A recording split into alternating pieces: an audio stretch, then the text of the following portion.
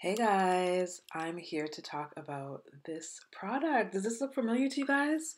It's Aztec Secret Indian Healing Clay and it's Bentonite clay. Now, this product has been floating around YouTube for eons. If you're an OG YouTuber like me, then you remember that this was like really popular. Like everybody was doing bentonite clay treatments. I have always wanted to try it, but for some reason forgot and just never got around to it until now.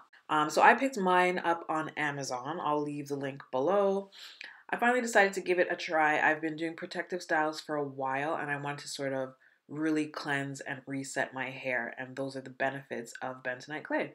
I mixed mine very simple. I used a half a cup of clay, a little more than a half a cup of water, and I also added some oil. I had this oil that I got from Tropical Isle, I think is the brand, and I added a little bit of that just to make the consistency a bit smoother. So I ended up with sort of like a porridgey type consistency, and I applied that to my hair. My hair was dry and matted and dirty, so I sectioned it. I dampened my hair with a spray bottle, and then I just applied my clay mixture from root to tip. And I really also focused on my scalp because, again, I had been in protective styling mode for a while. So focused on my scalp and, of course, covered my entire hair shaft. And then I covered my hair with a plastic bag and I applied the leftover clay onto my face. Once the clay from my face dried is when I hopped in the shower and rinsed everything off my face as well as out of my hair.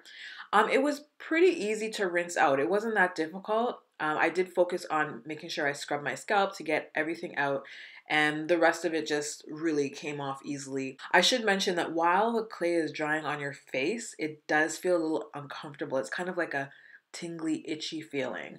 But if you could survive it for 5 minutes, it goes away pretty much after that.